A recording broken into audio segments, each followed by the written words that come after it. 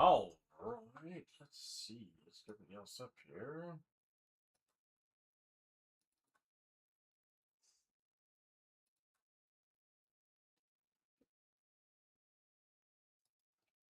Copy and paste. Okay.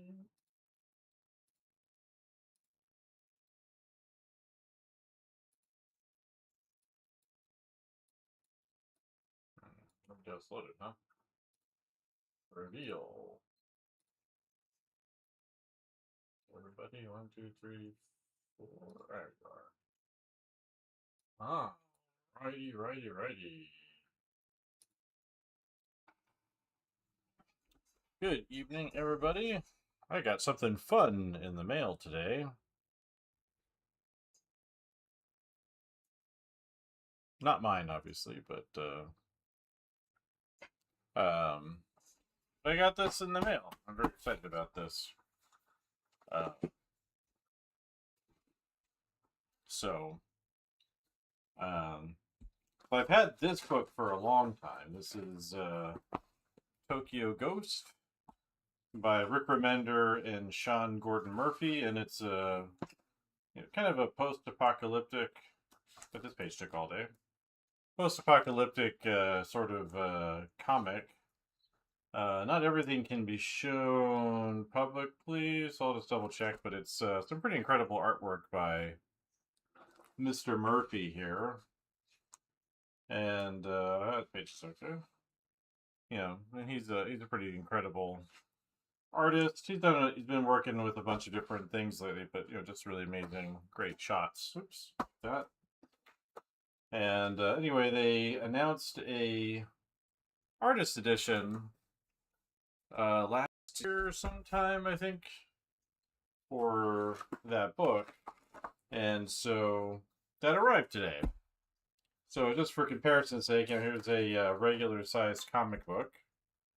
If you're not certain about the size here. It came with these, some little postcards and things with it. So these are just other projects by Rick Remender. I haven't read Grommets. I have read Strange Girl. And it's about a girl who's stuck behind in the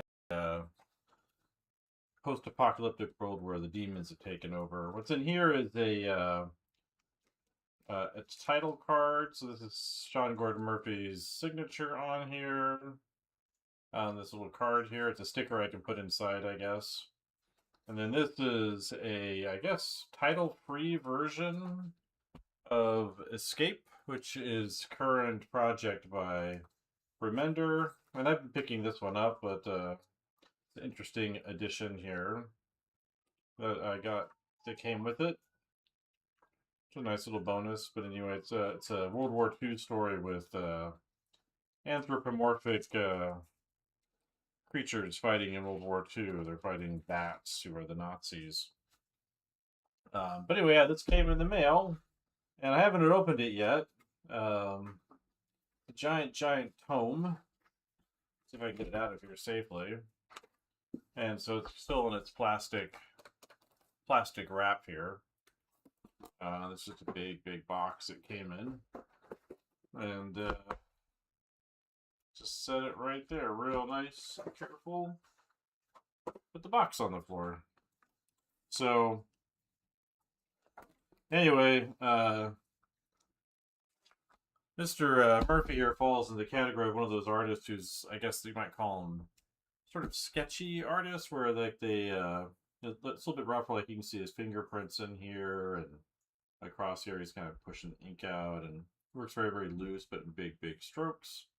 And he has a handful of videos you can find on YouTube, a place where it kind of shows some of his working processes that I've looked up. And I'm not trying to be him, but there are definitely things I can learn from him.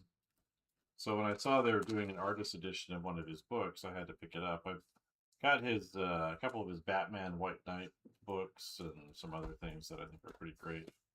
But this is the artist edition that just came out. And what's nice about artist editions, again, is that it's black and white artwork. It's the original scans of the original artwork. In theory, black and white deluxe edition. So should, I think, be the scans of that original work. Again, it's big. I do wish it came in a slipcase, but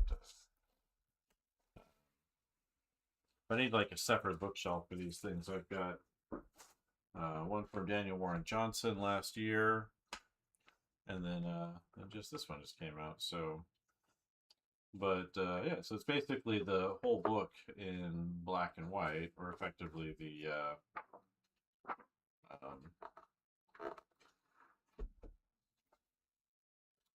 pages all scanned in, which is nice to see. You can see his use of different things in here. You gotta just watch real careful, make sure nothing too crazy shows up. But he's like a real master of drawing vehicles, among other things. You know, very, very expressive pages. Just like scoot this way a little bit, like that. There we go. So, but yeah, it's basically the whole book in black and white. And I was excited about this one, so here it is. And if you're not familiar with it, I do recommend picking up the library edition. Oops, there go my cards. Let me grab those before they get damaged.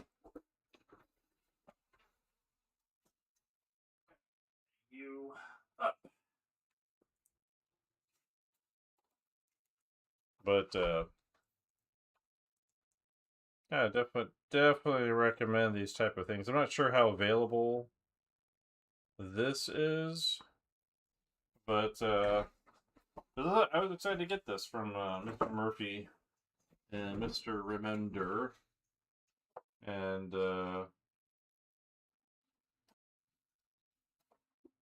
anyway, the what I found with not this particular title, but with the Escape book and a few of the other Rick Remender's books, he tends to kind of name them after the theme. This one not so much, but other ones he has, where he'll kind of name the book after what it's called, or the themes of the book will follow what the name of the book is. So Escape is about this guy who's kind of trying to avoid the things that are tying him down, and takes him to World War II. But yeah, just really great shots like this. I mean, you know, I wasn't. I don't think I was in the United States when this was coming out, so I missed it originally. Just kind of watch these pages just to be careful. That seems okay. But yeah, just lots of really great expressive stuff in here. So anyway, I wanted to flip through that down here a little bit this evening before I jump into my own little project. But I mean, yeah, just really great stuff in here.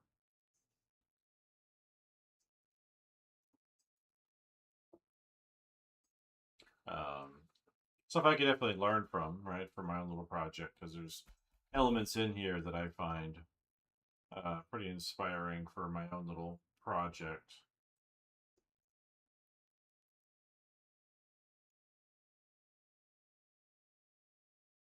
But oh, look who's here! Look what I got in the mail today. Tokyo Ghost, black and white edition. It just came out, and they sent a copy of Escape without the title on it, which I thought was interesting, without the title treatment. I've been getting that one, so I've got that one, but it's nice to see that in there. And then came with a little nameplate to stick inside, and a couple little postcards. But I mean, I've had the library edition for a long time. Make sure, yeah, the page is safe. There's not everything in these recommender books is always safe to show online, but I really love the library version. I've had this for a long time. Recommender does that with all of his books, but yeah, they did this as a Kickstarter last year, and so I was excited about this when it finally was coming. So, I don't know what the availability of it is now, but I've been looking forward to this one.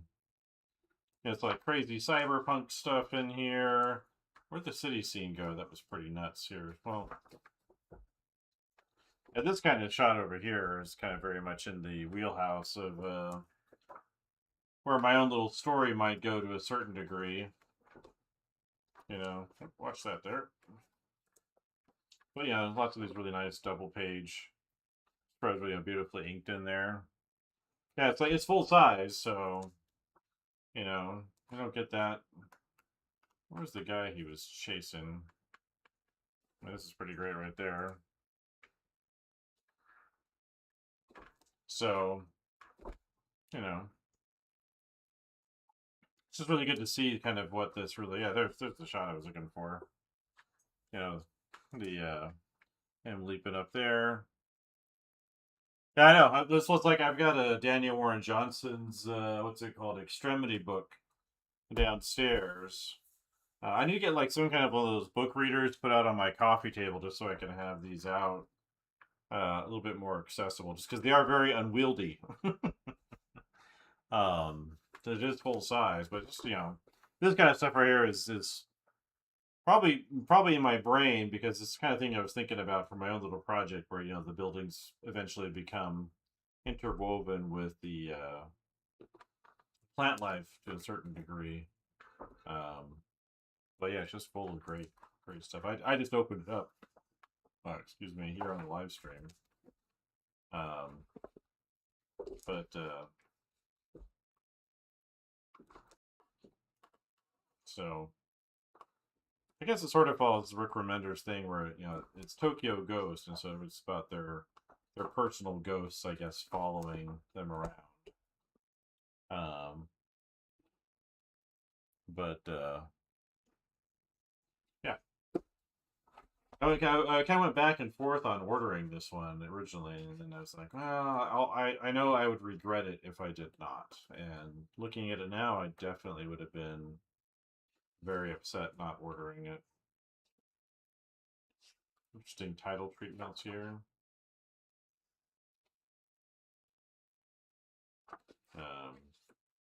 All the heavy blacks on it. These are variants by other people. I was wondering, some of the styles felt like they shifted a little bit. I was like, wait a second.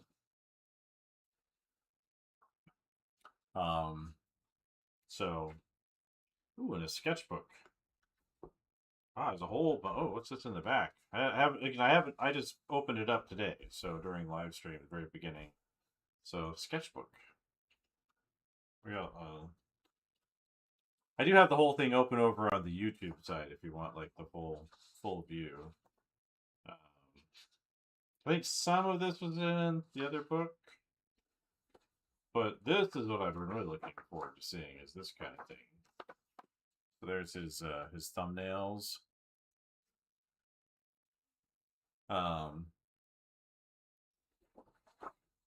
And character designs, title stuff, original art scans. Okay. Wonder how much. Well, I guess these just don't have the. I think they added these in after it went over a certain amount. They added in original art scans, so without any of the text on it. I guess this goes over this.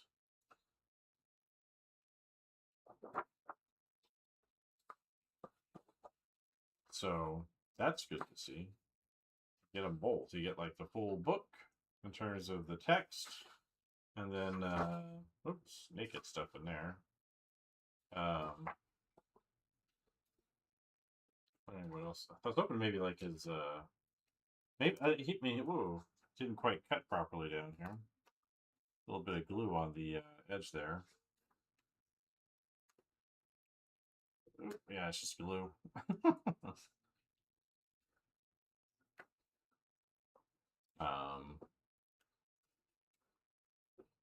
Okay.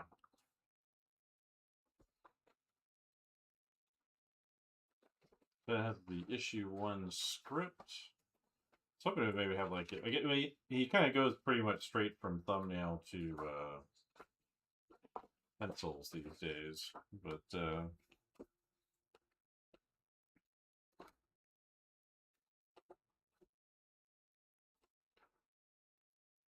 yeah, tons of good stuff in there. So I'm excited about that. Everybody read Tokyo Ghost? Actually, another really great book if you want to look at Sean's work a lot. Is let's see, I got it back here, right behind me.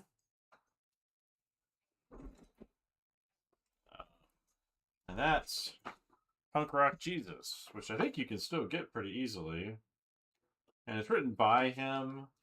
And, you know, it's tons of good stuff here. It's black and white, which I like quite a bit.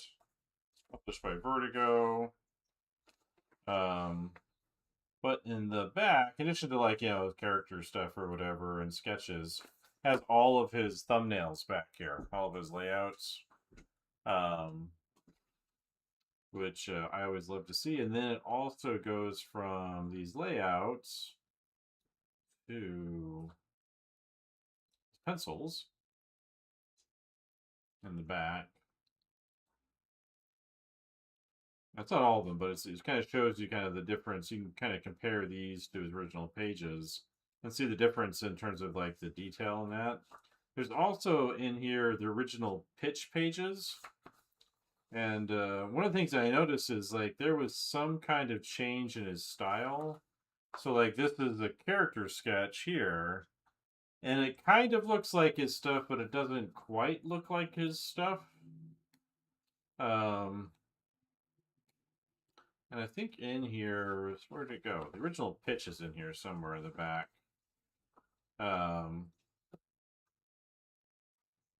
There's another shot. This is there's a similar shot to this in the Tokyo Ghost book.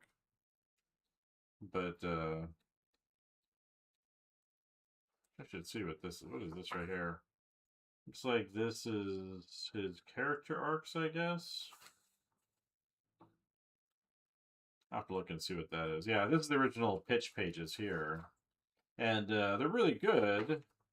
But there's like a certain kind of roundness or something to everything that's different than he would actually put into the book. Like there was a change in his style between here and when the he did the actual book. Like you look here, look at the inking, like it's very kind of straightforward.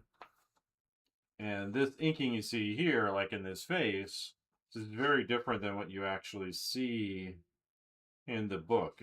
He must have been looking at somebody else. Maybe that, what's his, Pearson guy? Jason Pearson, is that the guy's name? Because this is very, very different in his style to what he actually did in the book. Everything became a lot more angular and brushy. It's like there was something that shifted. And I'd just be curious to know what that is.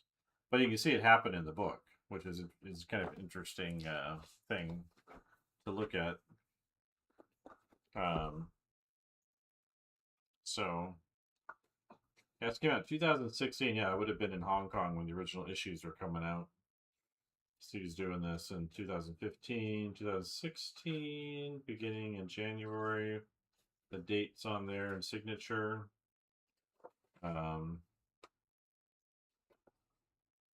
But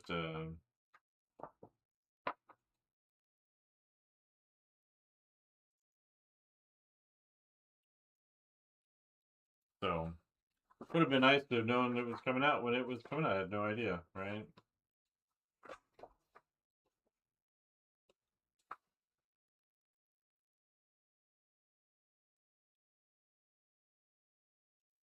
So some nice expressions on the faces. But yeah, so I'll have to take a closer look at this later. Looking forward to digging into this. So nice embossing on there. Lots of people jumping around. Did he work digitally? I don't think he. I don't know about the earlier stuff, but I don't think he has.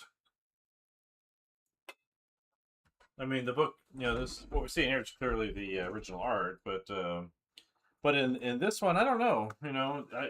It doesn't say he did. Where'd it go? I mean, it doesn't look like it. I mean, there's you can see in here. You can see the washes over here. Like it doesn't look digital. It's a little harder to tell with these other ones because they're not. It's just straight black. Um, it doesn't look digital. There's some splatters, but that doesn't necessarily mean it's not. I just feel like it's. I drew these pages in 2006 when I was trying to write an IRA story about Thomas. The story never worked out, so I looked into PRJ by making Thomas the X. Okay, so this stuff here. I don't know if this stuff or not, but maybe not. I'm wondering if these pages were from much earlier. Maybe when he was still a student. So I know he and the Sean, who runs that Ink Pulp group, guys. They went to grad school together at SCAD. But it doesn't say that he did. But I think you can probably just push the darks up really strong in these pages right here. Yeah, you can see some texture and stuff down in here that you probably wouldn't get digitally. So,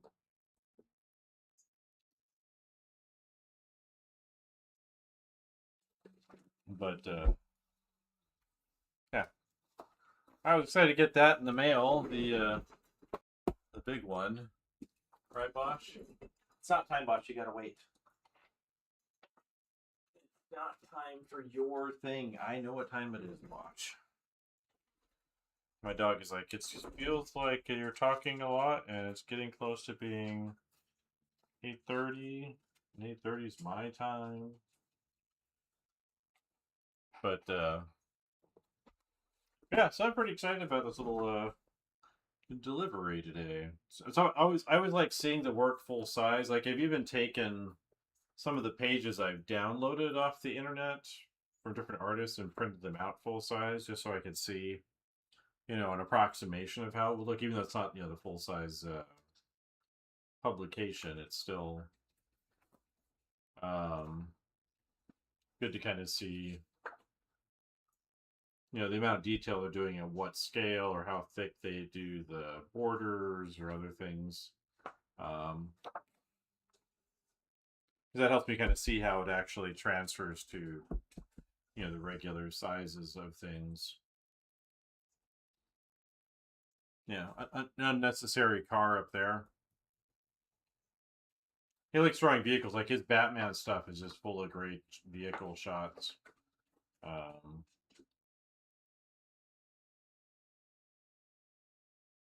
Really nice stuff in here.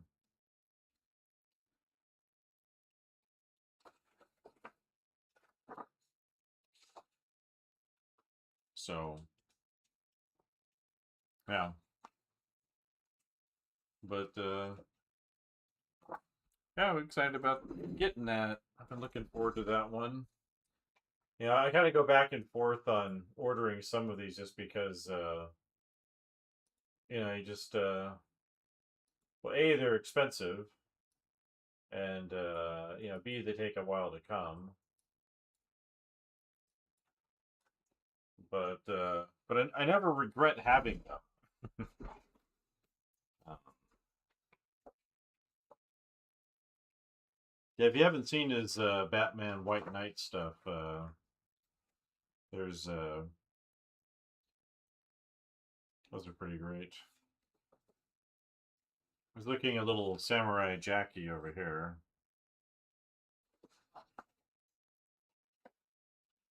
Let's see. Fight scenes in here.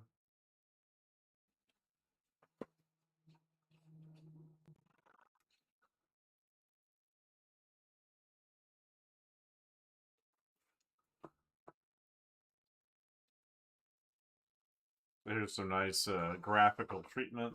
It's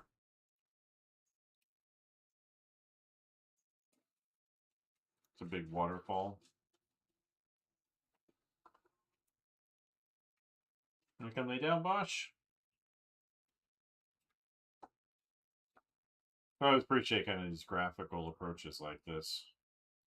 Everything kind of coming in.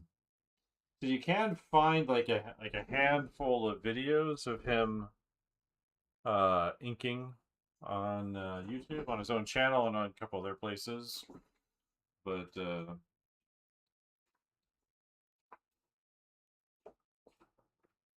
you know, and the book is about like this girl and her boyfriend, and he's kind of got a big drug problem, and everyone's addicted to phones. It's like a little social commentary in that area about the addictive social media games, and the distracting people from the things that matter in their lives and that are more important. Oh, what's going on down here? Oh, there's a book. Oh, this thing's in here. Little like, why isn't it opening the page properly? I wonder what page they set that on, out of curiosity.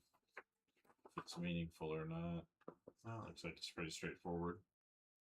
But nice little bookmark ribbon in there. But he always does great vehicles in his.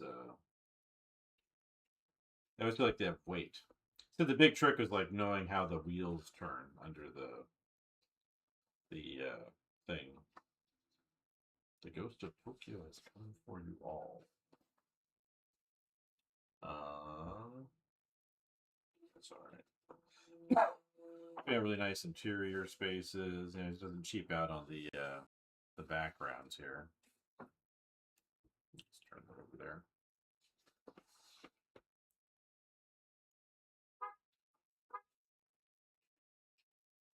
So, dynamic shots and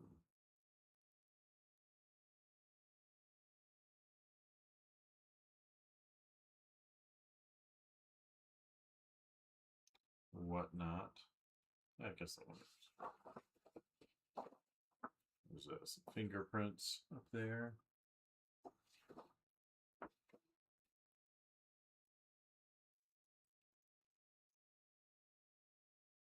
So, yeah. I'm happy with that. So, I'm going to set that aside if I can find the edge of the book. Ooh, it really is heavy. Like, this is a library size book right here, right? And then standard comic size right there. So, the thing's, full 17-ish inches tall. Let's see, let's set this down in this box.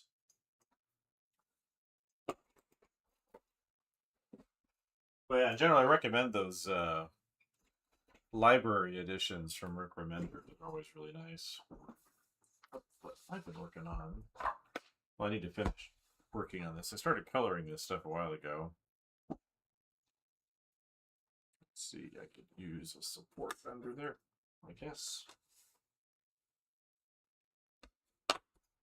And let's see if it freaks out when I zoom in. If not, I'll be back here in a second.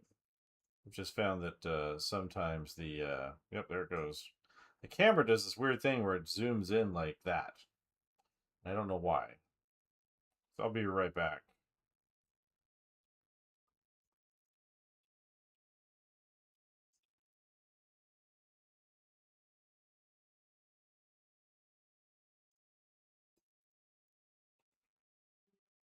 Let's see, I guess I can bring that in, and then I can swap my shots over here to that horizontal. Perfect.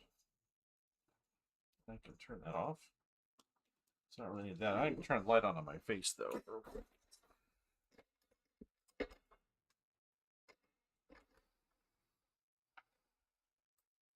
There we go. All right, Bosch. Poor dog. Ever so patient. All right.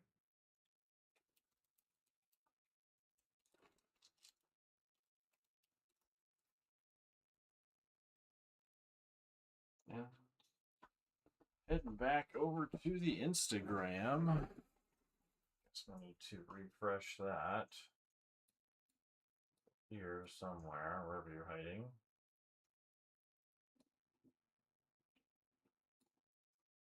Let's see, I need you. There we go.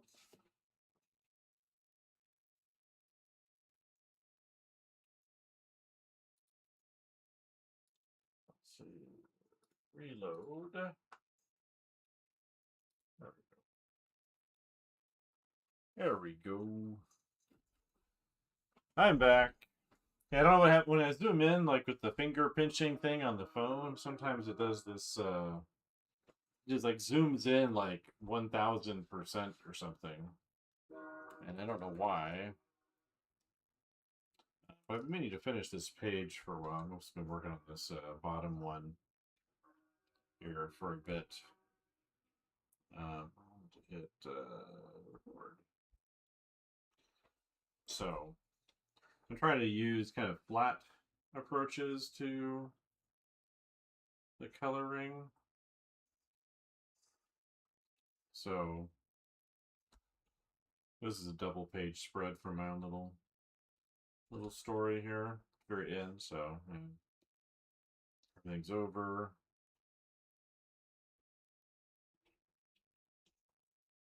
Builds that up.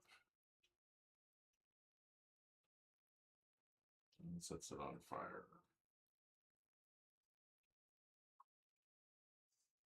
So where did I leave off on this? I was working on this a while ago.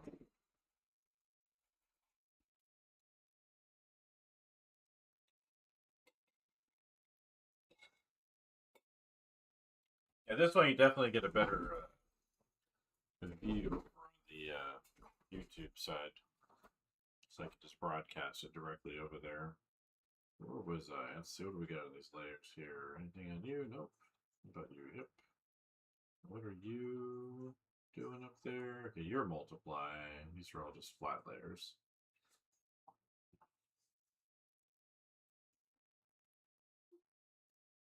I think we were working on this fire layer here.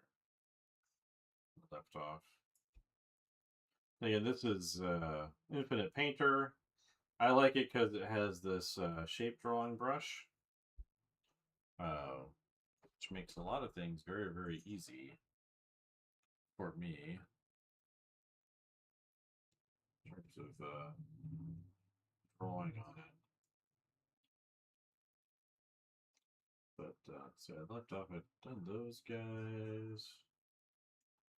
Okay, these guys are there. They're there. These guys are there. Hang on this layer, huh? So maybe I'll put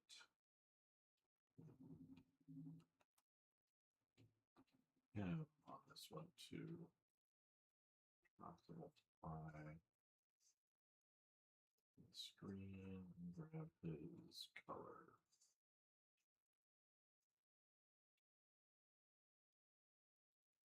So I'm trying to do a very limited amount of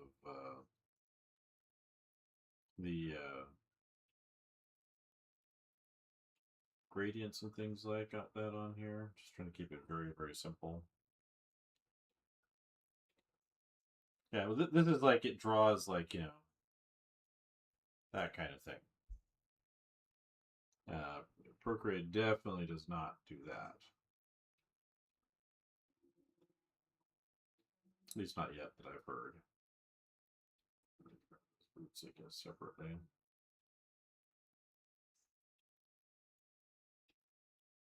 You can also, what's different between this one, there actually is a Photoshop plugin that you can get for this, and what's it face? Clip Studio has this kind of brush too, but it doesn't do everything that you can do with this one.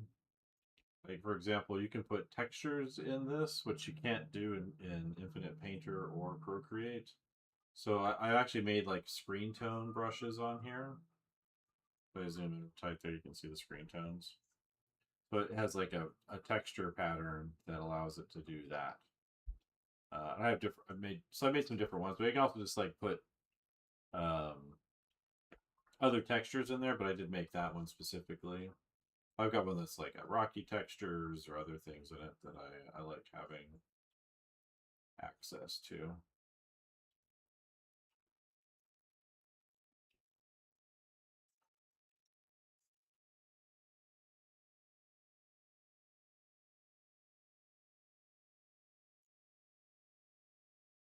So,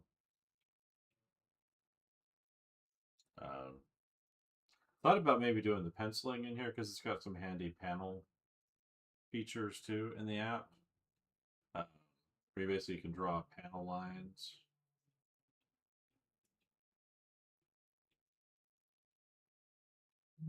And it'll kind of keep your drawing inside of the panel you're working out of. Let's see. I'll turn you two off. Grab some of these colors up here.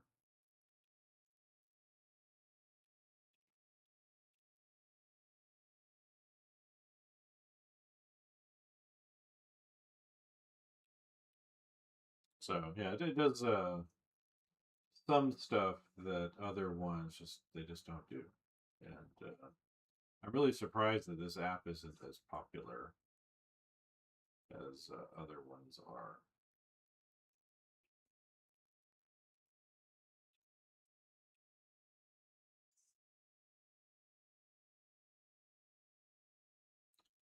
Let's grab our general skin tone.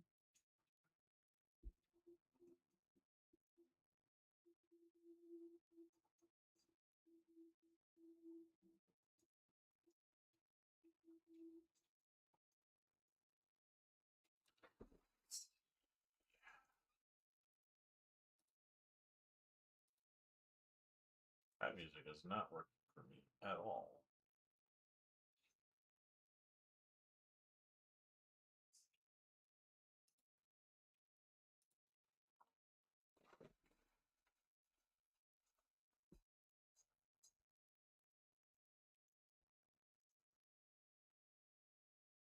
Yeah. So, yeah, hey, if you haven't tried Infinite Painter, I was telling people to try it. I just think Procreate is better marketing. It does do some things, that other apps don't do, like you can paint on top of 3D models in there. There's some animation stuff in Procreate that they don't do in here. There are things like that, but it's like I know a lot of people like they want to do their comics in Procreate, and then I'm like, well, what about this stuff here? And they're like, well, I'm already doing stuff over there, and they don't want to try something outside of their normal wheelhouse, which is always interesting.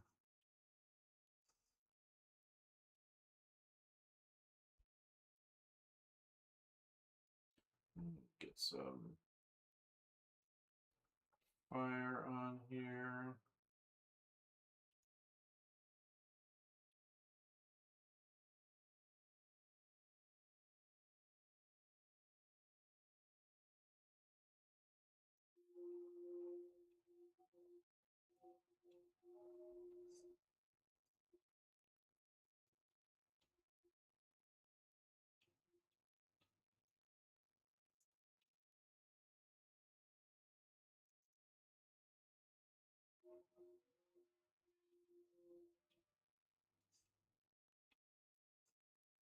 So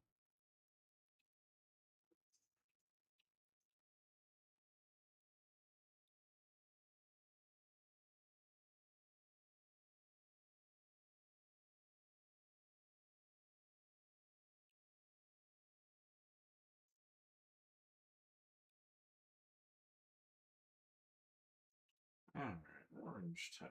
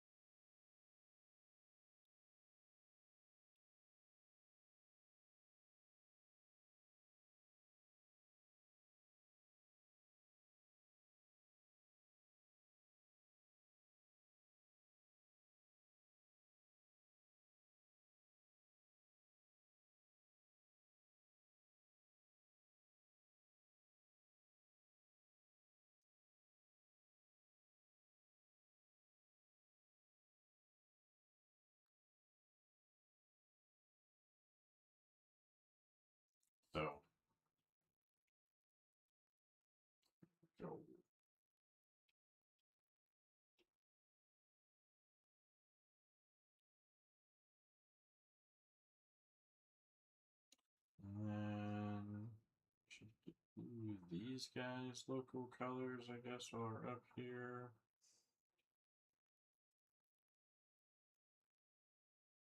I'm going to do like an orange, but not an orange like this intense on their backs as like stripes or something.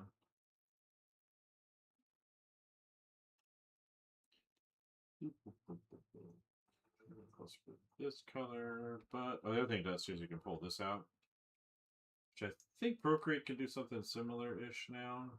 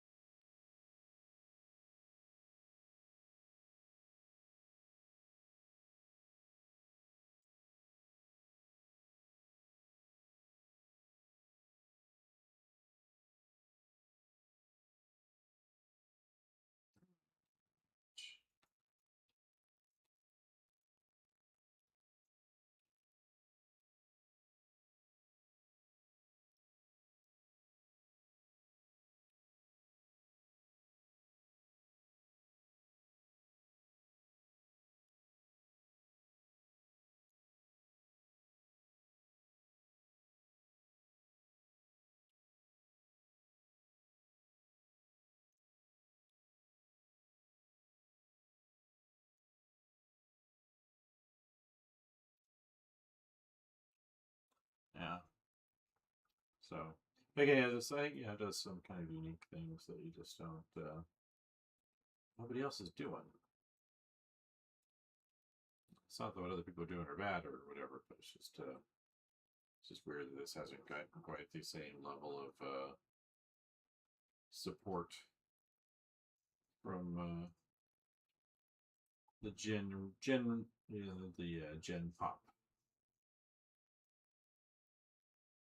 Should probably do before I detail any more of the fire stuff is like work out the shadows shapes too.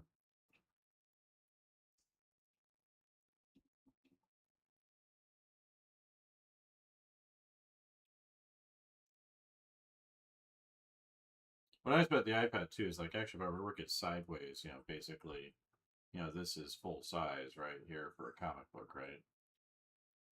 So it's helpful for me to kind of remember to pay attention to that most of the time when I'm working. It's like I overdid the drawing there. There we go.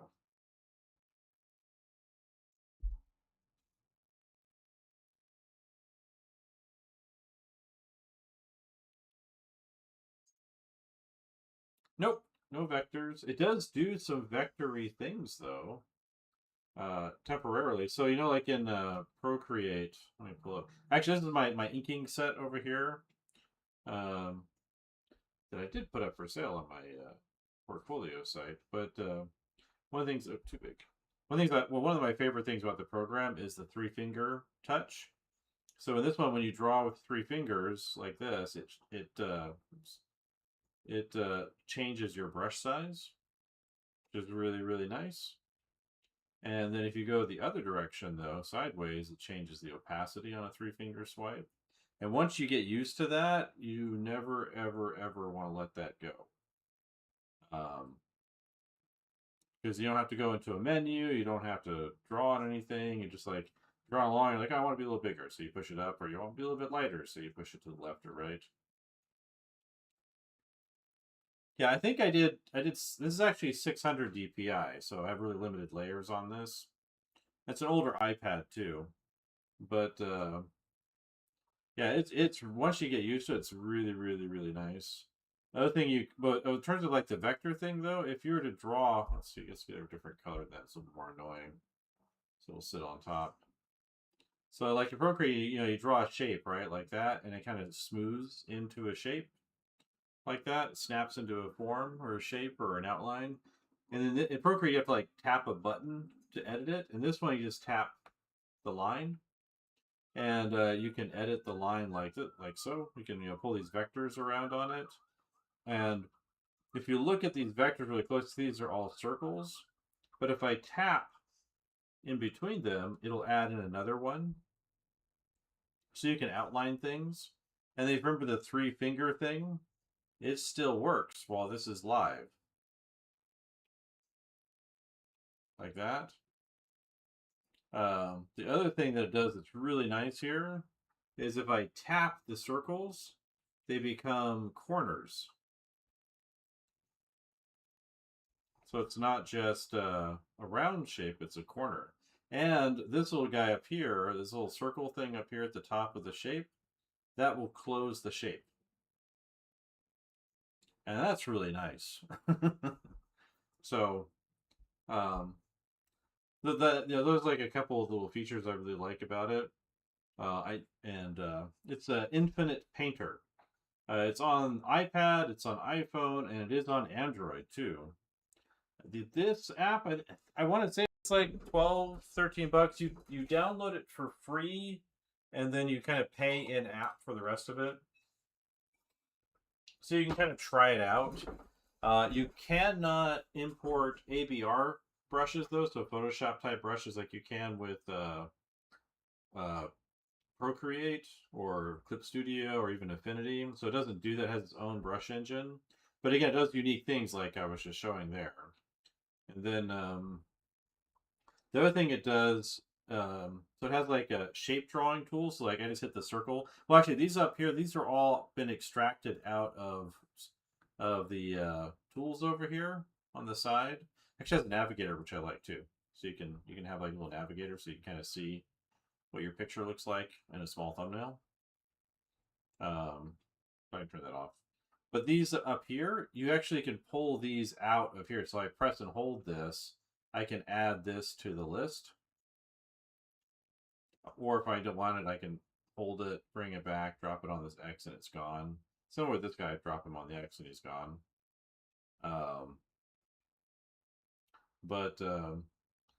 But when you use the perspective tools alongside the shape tool, again, the shape tool, remember, like just like before, it's just using whatever brush I have, and then I can, adjust its shape, and I can do this, which is nice, right? You can do that in Procreate. You tap the thing and you can edit it. But in this one, you can bring out your perspective tools, like I'm doing right here. And if you're using the circle tool and you've got it set to snapping, what's nice about this one too is like the perspective stuff lives here. So I don't have to go into a bunch of settings and like do a bunch of stuff, which in Procreate's kind of inconvenient to do. And I didn't use it for this at all. This is obviously a different perspective layout than what I've got going on here for this thing. But if you have the shape tools out, like the circle tool, and you're in perspective, if you draw in a particular angle, depending on how the vanishing lines are working, it will draw that circle in perspective. And if you move it, it will change its shape depending on where it falls on the grid. And it will stay accurate. And so if I were to do it this way, and then grab the middle here, it will change its shape depending on where I am in this space. So it's like I said, it does really unique things, and I'm just like shocked that nobody uses this app very much. It's just weird to me. Nobody else does that. Like that's like 5 or 6 things that like nobody else does. And then the last kind of really big thing that it does that Procreate does not do. There's a few other things too, but that's one of the big things. Those are big things right there. It has non-destructive adjustment layers. So in Procreate, it has adjustment effects. Like you go to the effects thing and you can pull up curves or what's the different kind of effects layers? We got curves, we got gradient maps. Procreate has all of those, but infinite painters are non-destructive. So basically I can pull up, curves right here, and it will affect the layers below it, but it stays here as a layer. And I can bring this all down. If I'm like, it's too bright, I just bring it down all at once. If I were to come over here, I can turn it on and off. It's completely non-destructive. And if I don't want it there, I just delete the layer. So, you know, like I said, I really like it. I have seen it crash a few times, but I've seen, Procreate crash and whatnot. But I've done all of my, like, ever since I really switched to using this app, I do most of my digital painting on the iPad on this app, and I've been doing it for a long time. I've done a couple of things for the guy who does the program here, Sean, who owns it. I think he's pretty much a solo dev now. But um,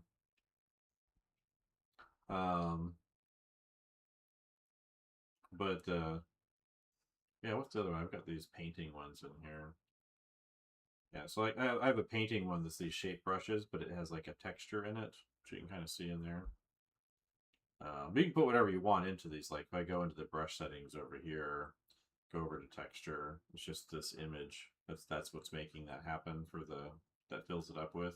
For the screen tones I have, it's basically I just have a circle in there. So my inking set, right here, if I go into these, into the settings, it's just a circle.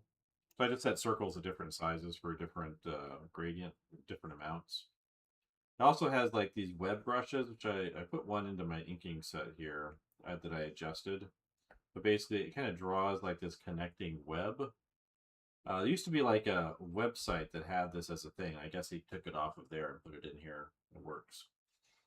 But anyway, yeah. So like, I kind of get annoyed with like my students who are like, well, like it costs like a little bit of money, and I'm like, you're eating a $10 Starbucks meal and drink, like, but I'm used to doing this other thing, and I'm like, yeah, I can tell. Nobody likes to do new things. Except for me. I do too many of them. But, yeah, it's just, interesting. So yeah, it's really great for you, especially even if you're just doing flats. Like this is really nice. Oh, we got ourselves a bot over on the Twitch that I need to dispose of. Bam.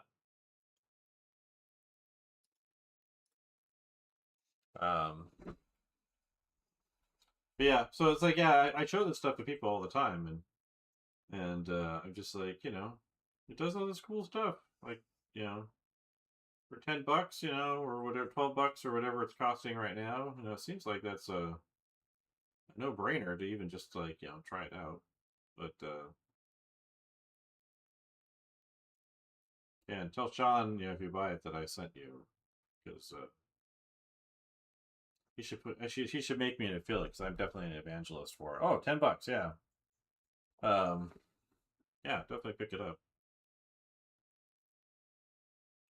Yeah, I've worked with him a little bit. I met him at Lightbox personally. I did if you look up like Lightbox Infinite Painter and my name, I did a demo with them. Let's see, during Lightbox a few years ago where I demoed. And actually, he showed me the circle thing there, which I didn't realize was a thing you could do. I pulled the eraser because we need the eraser for the same shape too. Has really nice smudging stuff in here. Again, just the three finger thing is just like for me, it's just it almost makes me want to be a regular digital guy again, just because it's so nice. And what's its face? Nomad Sculpt used that same thing in there, so you kind of get used to using it in both of them. But I think the sideways in it changes the lighting instead of the intensity of the brush. Yeah, so yeah, $10. There you go. Perfect, right? Um,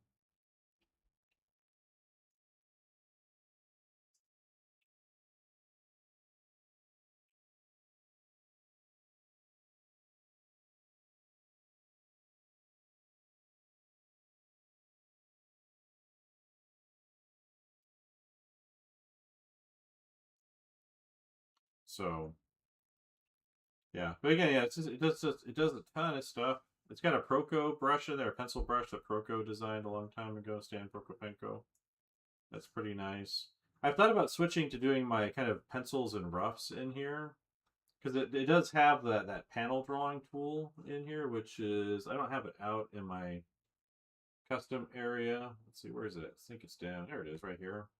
Basically, you use this to draw panels, and then when you draw inside of those panels, it stays inside the panel.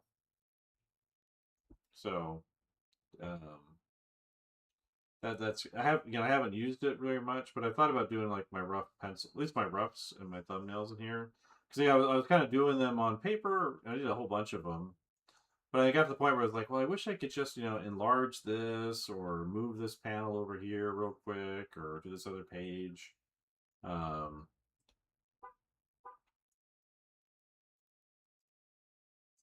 Here and there.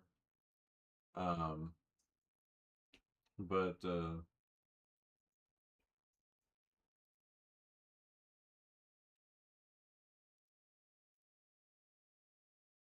yeah, so it's definitely a top level kind of recommend for me for this this kit here.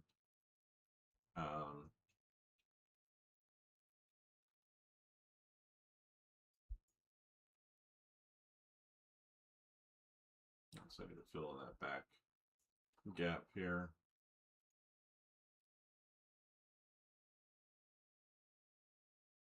There we go.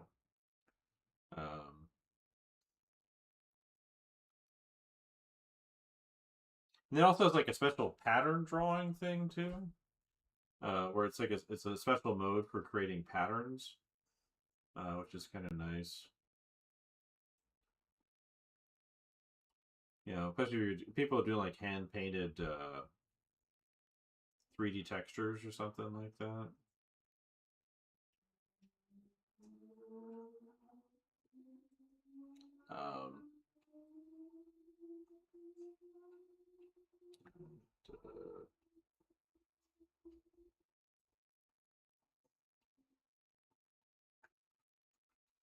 Okay, maybe I should shift these teeth to a little bit of like a more of a stronger yellow tint.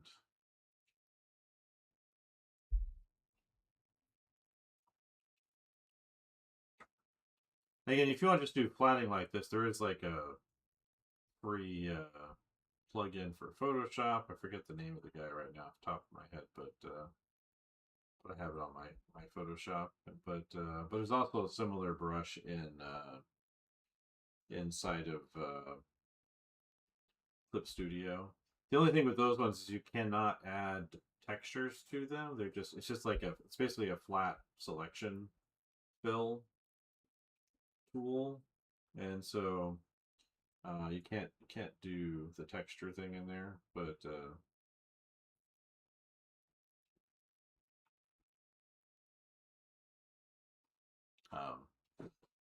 yeah, it's definitely top level like iPad recommendation for me. I have gotten a few students to pick it up, but I think there's a lot more tutorials and resources for Procreate. They're really good with their marketing, and they have really good painting program and everything too. But I just look at like the unique things this does, and I just get surprised that it's not more well known. And I don't really care like if an app looks like it's doing something that's traditional paint. So a lot of people like the heavy paint app, and I just don't care about making digital stuff look traditional. I just I'm okay with digital being digital.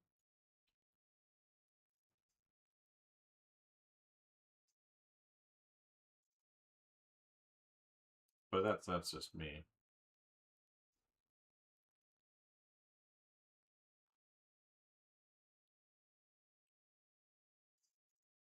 And it's been around a long time now. Like, I think I picked it up when I was still in Hong Kong. And you can actually still get your Adonit Jot Touch to work with it on your phone, which is kind of nice. If you haven't used the Adonit Jot Touch, time is it? Almost 8:30. This guy, right? Here, if I can pull this up. right here. It's an old school iPad stylus. Has these nice little magnetic chargers. I have two because I lost one, then I found it eventually. But you know, it's kind of nice, that nice satisfactory kind of magnetic connection. Thick tip, and then I could program these two buttons, which I really liked. It's not as precise as the iPad, as the regular pencil is, but you know, it was the only thing available at the time, so I was perfectly happy to have it.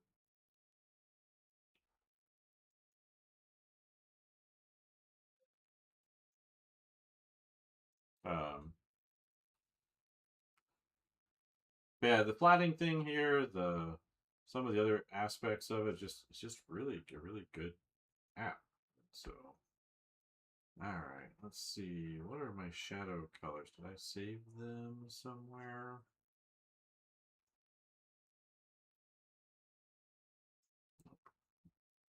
So I got to turn this from multiply to normal. Let's grab this generic purple tone. Multiply.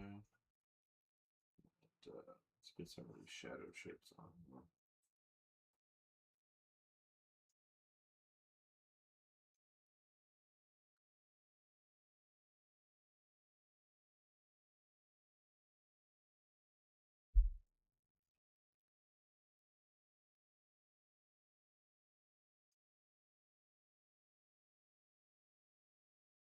Yeah, I've watched some colorists do color things on YouTube sometimes, and I'll see them do this weird thing where they're working in Photoshop and they'll do their flats and then they'll merge all of their flats into a single layer, and I haven't been able to figure out why.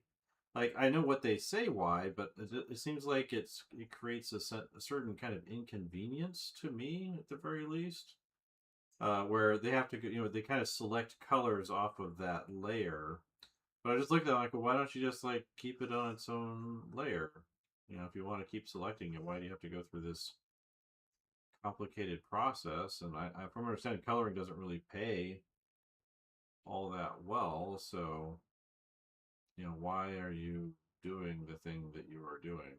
I'd like to ask some of them. Sometimes I get confused by what I see other people doing from time to time.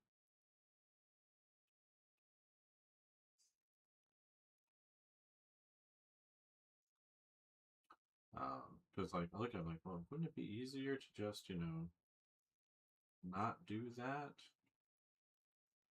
Like, you already have all these selections you've been making. Maybe there's some kind of special thing they're doing otherwise, but it just didn't seem like it was that good.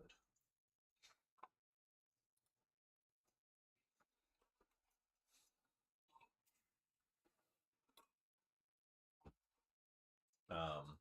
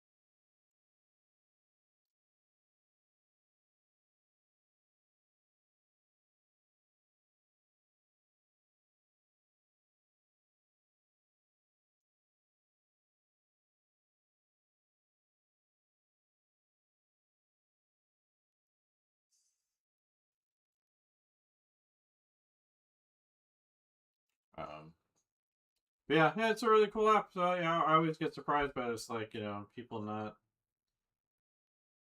really paying that much attention to it. I think it's good partially because it's just kind of, you know, it's just a drawing painting app, and it has some unique features that you know, work really well. as a workhorse, but it's not like it's, you know, not necessarily mind blowing, but I think a lot of, you know, like the perspective stuff is really, really good in terms of, you know, utility for artists doing concept art or comics, like being able to drop that on there. I do wish you could do multiple, like say multiple perspective layouts, especially if you're doing like comic stuff. Maybe I should text Sean that, say, hey Sean, you have thought about that thing that I'm thinking about? Yeah, so full disclosure, he has paid me money before on a couple occasions. I did get to meet him in person at Lightbox a couple years ago.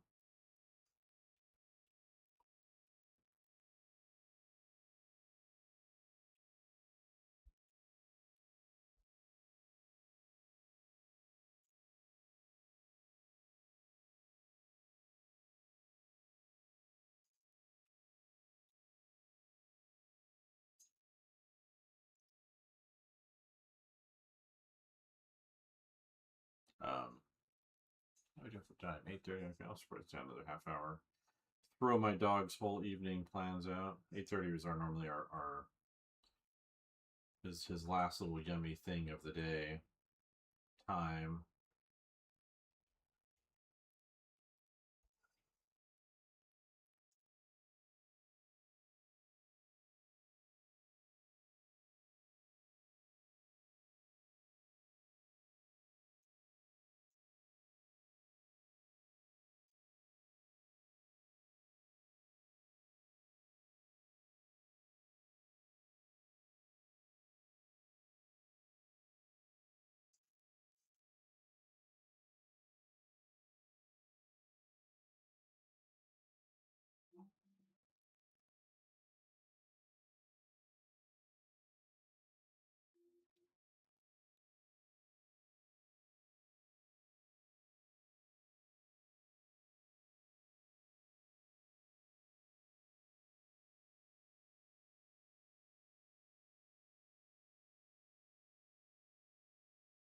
So yeah, let me know if you try it out, see what you think.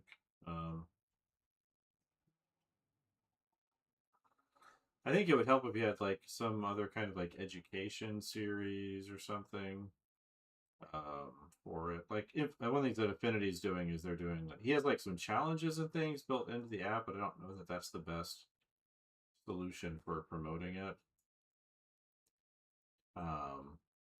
I need to get back to my own reels. I was thinking about trying to do some more kind of educational style reels, and one that I was thinking doing a series on this, like showing off like these little features in it.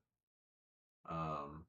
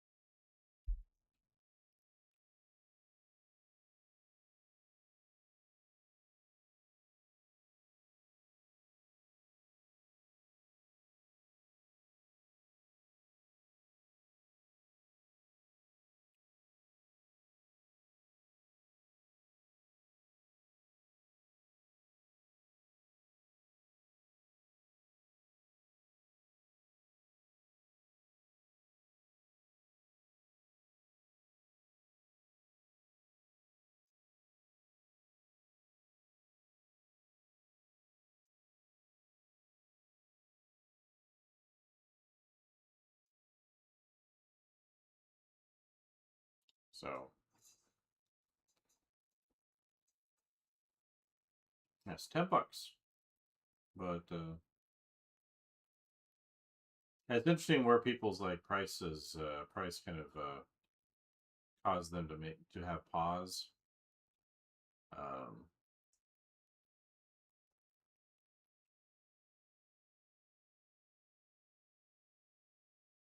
so like, you know, the same person will walk into a store and buy, you know, some bagels for $10, but they wouldn't buy an app,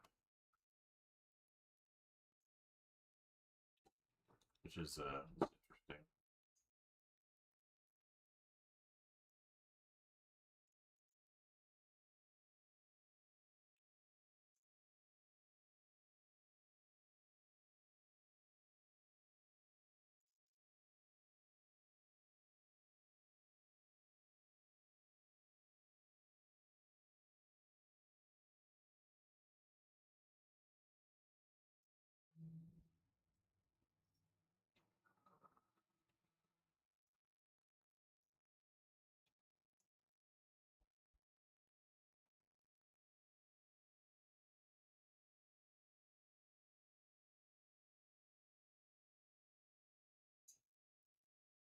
Alright, getting our shadows on here.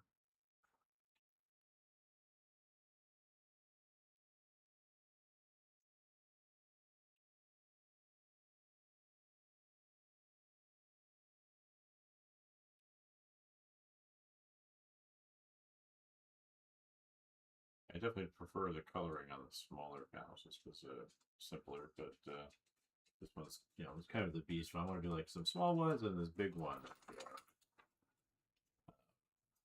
It's definitely very different.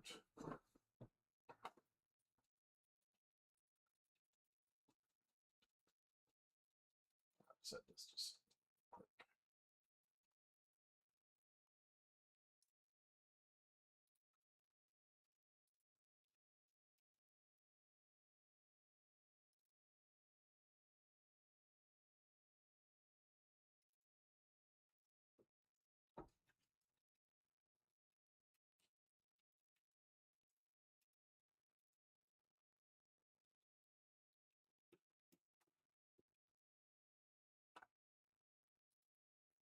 Let's see.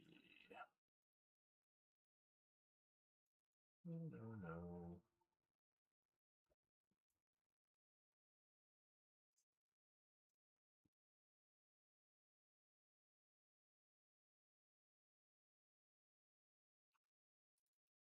What's that? So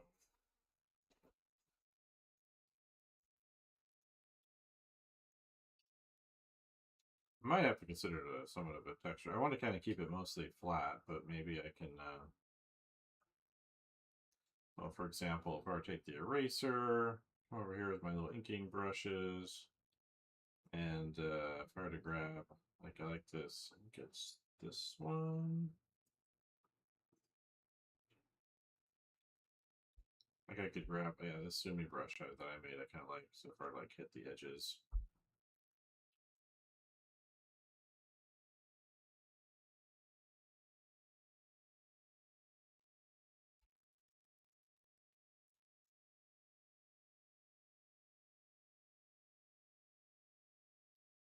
Like that, a little.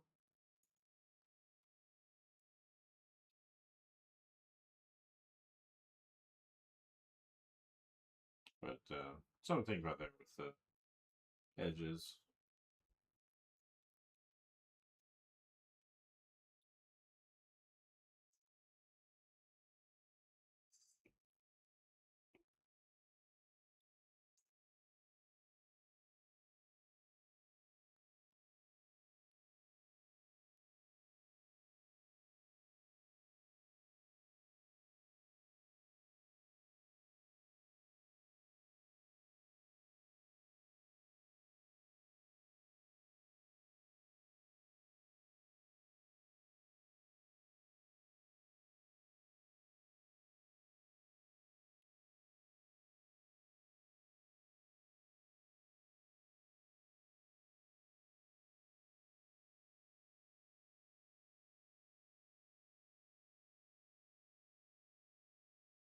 Like, I don't know about doing like glowy stuff on here. Like, I kind of really like these up here that I've done.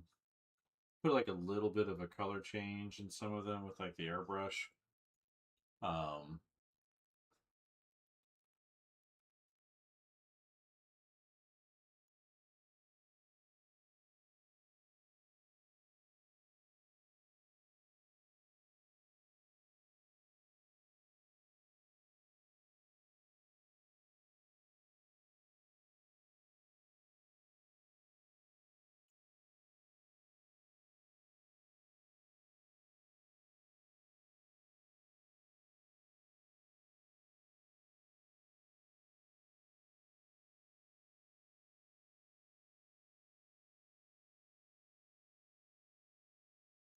So, yeah.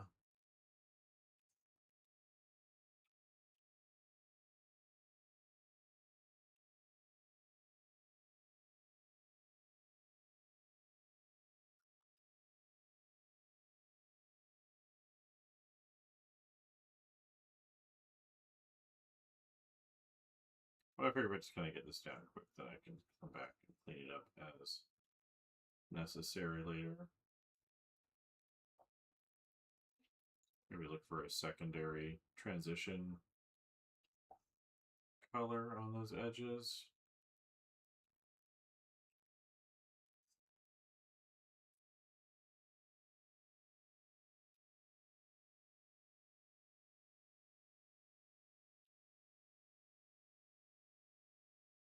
So,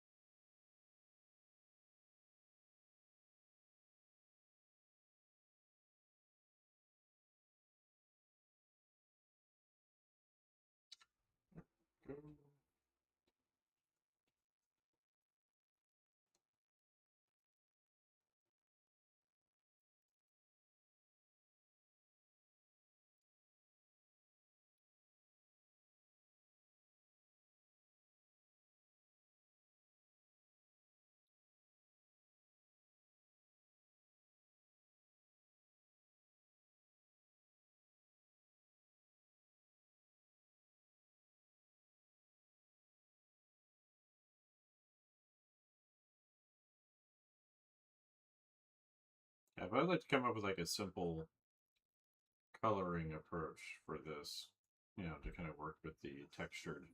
I think if I over texture the colors, then you know, the kind of texture I've got going on with the brush strokes, you know, can probably be a little much. I think I sort of, I think I over rendered these original pages, but again, I haven't done that many comic pages, so.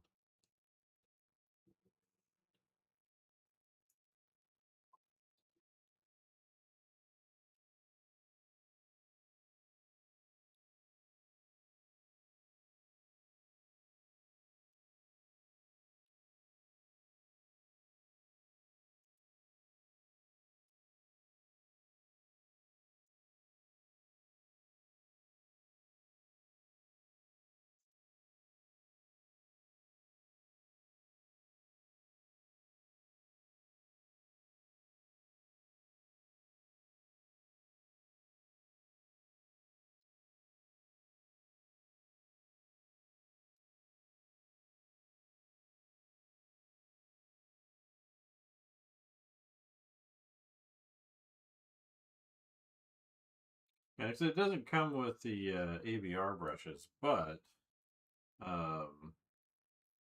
but it does come with a pretty good set of brushes all by itself, and you can always bring in the if you've got like a really nice alpha that you like using from some other app, you can import that in, and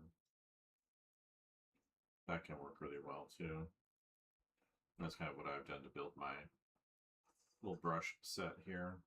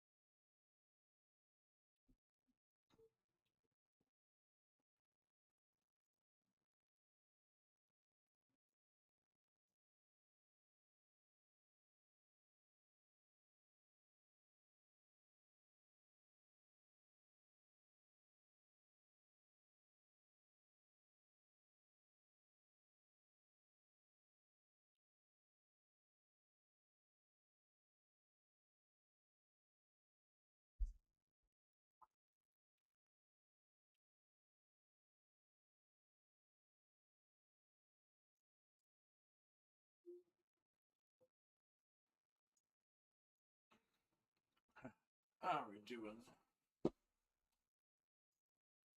Pull up my navigator just so it's visible over here in the corner.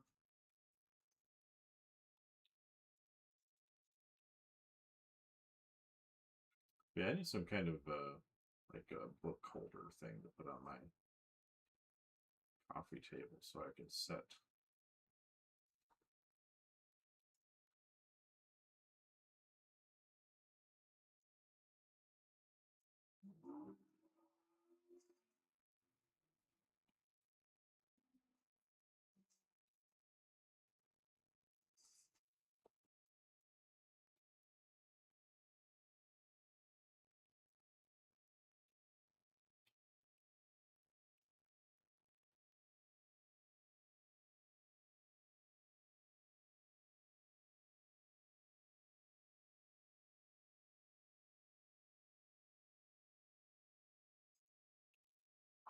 See.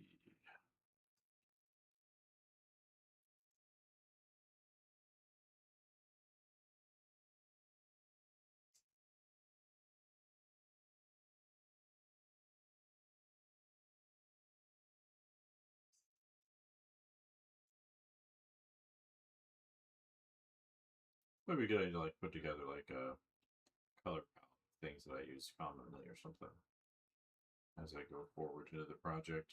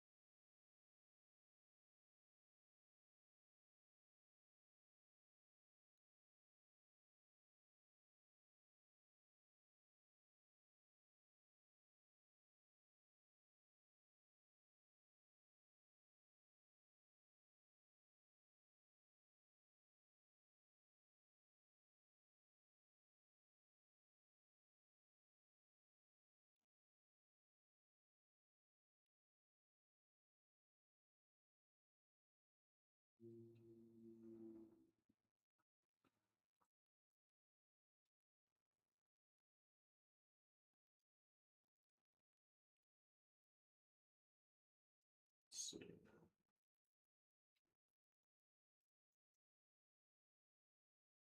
But yeah, the whole plotting thing is just made so much easier with this, which I really like about this program. Let's see what's like on top of there.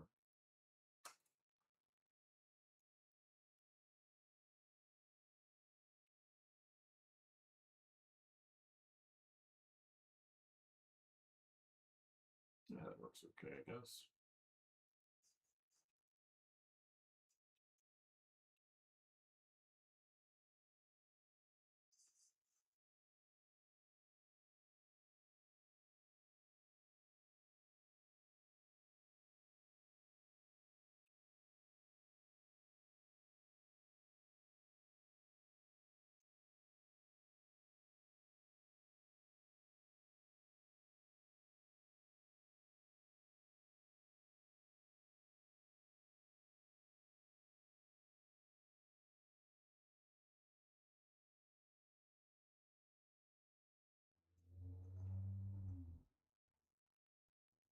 Alright, let's try a little bit of a warmer.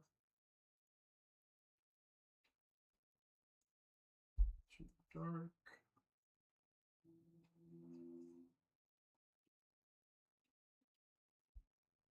Lighter, less intense. There we go.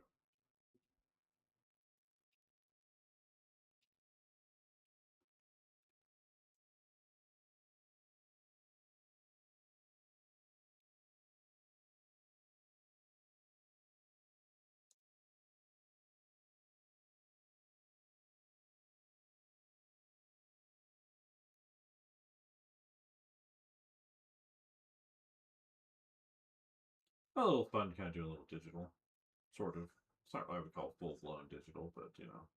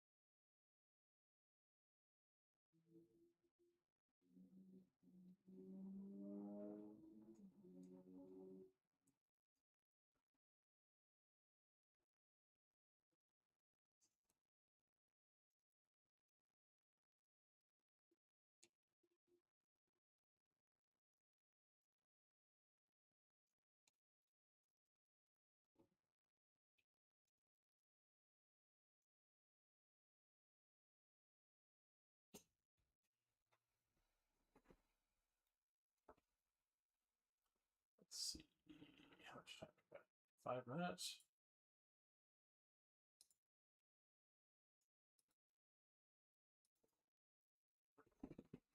Night in a few minutes. But it's a good progress on this so far.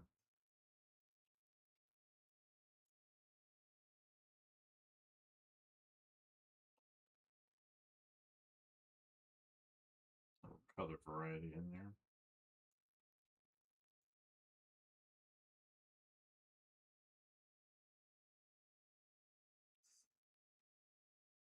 Maybe that'll be the trick to this. There's a lot going on in this picture, so.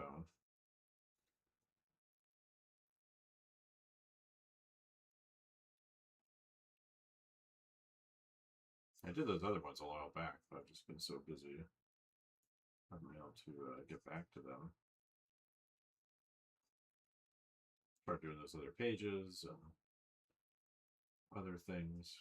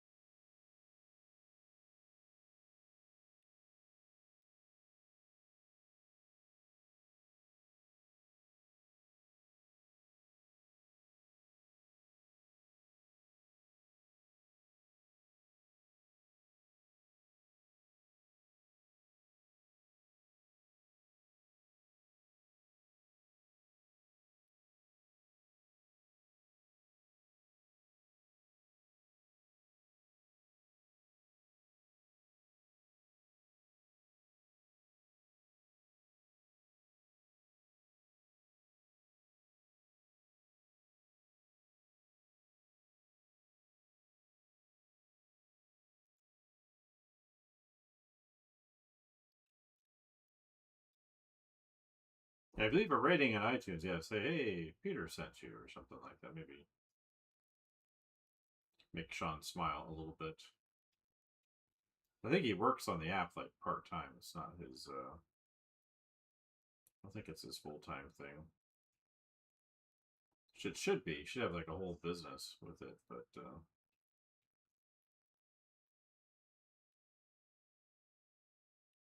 I think, but I've heard a lot of different app stores. I used to use Art Studio Pro, which I still have.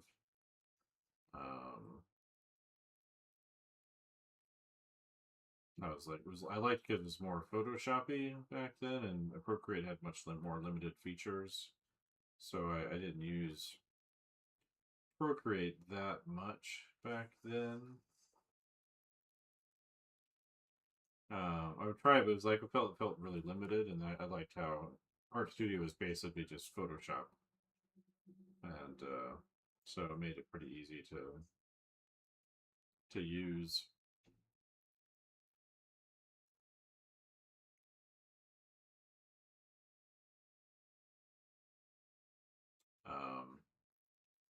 I used Procreate for a long time. It kind of got better.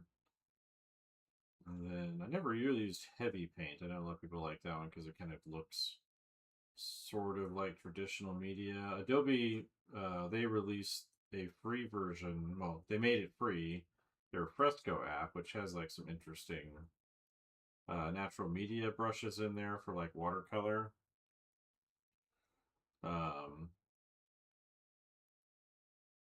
I'm kind of annoyed with Adobe because they're just so terrible in a lot of other ways. And so I think with one exception, I'm really not using them anymore, even though I get it for free, like the entire Creative Suite at my school. Um, um, but they did release a video editor for the phone, maybe the tablet too. It's a kind of a stripped down version of Premiere. So it's called Adobe Premiere, and it's free. You don't have to log into it. It's on your iPhone. Might be on other apps, other systems too. But has some handy stuff in there for video editing on your phone. If you want to make reels or shorts or whatever. Time lapses. Record voiceovers on things.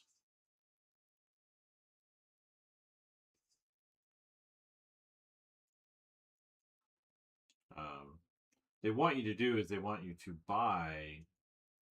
get an Adobe subscription, or buy Adobe generative credits, and that's why they've made it free. And similar to what you see with like Affinity. Like Affinity wants you to buy a Canva subscription, and I'm like, I don't want that. Like, I'd rather just pay for the app. I don't want to buy this secondary thing. The app is free. The Affinity app is free, but they give you a certain number of free credits every month for Canva. How nice, right? So mine just sit there. I don't know if they delete them or what, but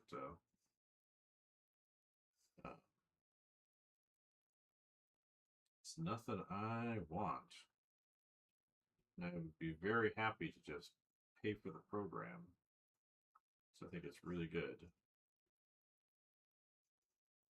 And I did pay for it. Once upon a time.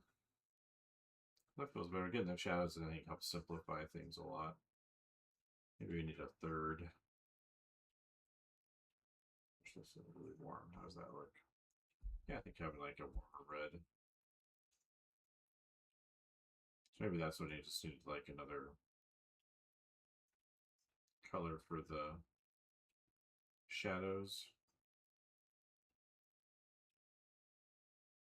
And then when we put the lights in, I think that'll be a nice transitionary effect. Like, I do like to see it like at this scale, because that's basically how it would look in the comic.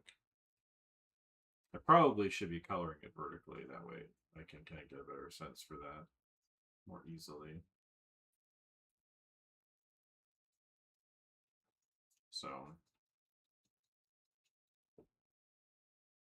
but I kind of just color these pages up and maybe put together like a little PDF art book as a means for promoting my project, so that wherever it shows up, however I get it to work out, hopefully there'll be people interested in checking it out.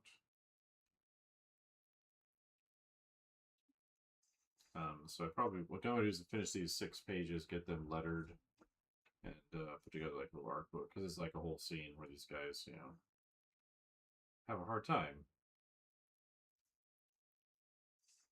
as we can see here.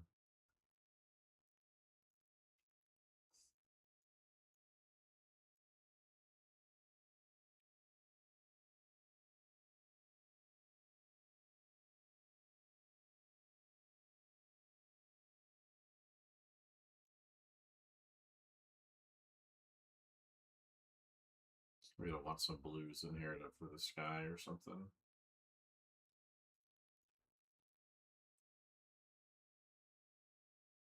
But yeah, I think I'm going to go ahead and call it there for the night, get the dog taken care of, and I'll be back in the morning to work on that airbrush thing. So thanks everybody that came in. We'll talk to you all